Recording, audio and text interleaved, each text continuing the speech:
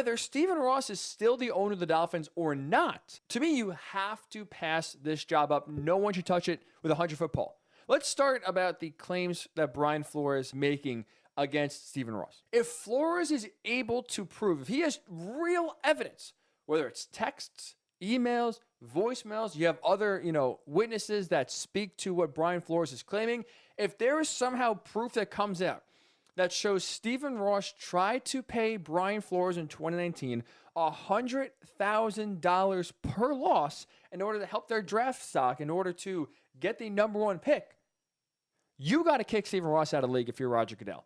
There is no ifs, ands, or buts about it. Stephen Ross is gone. He's got to be forced to sell immediately. Because here's why. When it comes to Roger Goodell and the phrase we hear so much ad nauseum, protect the shield. All right, we got to protect the shield. That is our number one goal. The commissioner's number one job is to protect the shield. Well, when it comes to actually protecting the shield, this is what that entails. Having Stephen Ross sell is exactly what protecting the shield means. Again, if Brian Flores' claims are true, if Stephen Ross actually, on the record, tried to pay for losses. Because guess what?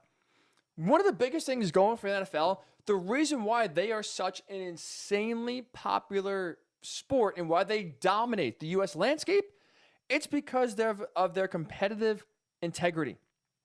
It's because of how great the games are. It doesn't matter whether the team is 0-15 or the team is 15-0.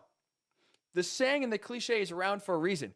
Any given Sunday. Hell, we saw the Jets, one of the worst teams in the NFL this year, beat the Titans, who had the number one seed in the NFL, beat the Bengals, who are going to the Super Bowl this year.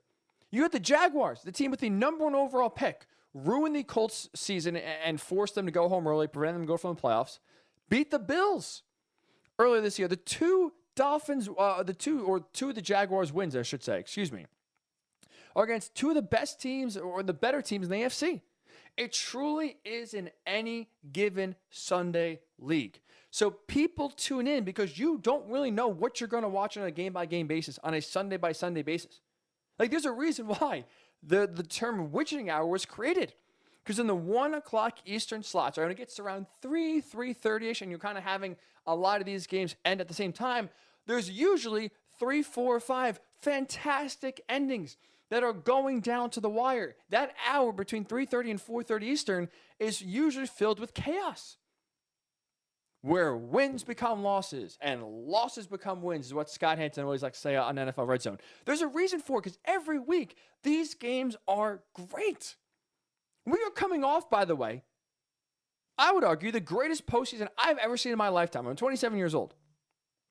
So the playoffs I can remember, there was nothing really greater than these postseason games. We've had 5 out of the last 6 playoff games. 5 out of the last 6 be determined on the final play of the game. The only one that wasn't was Rams 49ers, and that went down to the wire to where the Rams had a 10-point comeback in the fourth quarter. We have seen great game after great game after great game. That's why the ratings are massive. That is why every single year, some of the most watched television programs in all of the country are NFL games, because they are great. They are unpredictable. They go down to the wire and are exciting. The competitiveness, the true parity in the NFL is the reason why so many fans watch on a weekly basis. So once you have the integrity of the game, once you have now the competitiveness of a game or a team come into question, you lose all of that. It's all gone. So when it comes to protecting the shield, that's why Stephen Ross has got to go. And even Jimmy Haslam, the owner of the Browns, if Hugh Jackson's claims are true, has got to go as well. I mean, think about it. I'll ask you this. If we were able to prove now Stephen Ross, as the owner, was paying for losses, and now that's always in the back of your mind anytime you watch a game, is this team truly, trying to win? If we knew the fix was in, or even had suspicions the fix was in, would anyone watch? Like, would you honestly care? If there was a team that was paid to lose, like the Dolphins were trying to lose, according to their owner, and according to Brian Flores, in 2019, would you honestly care?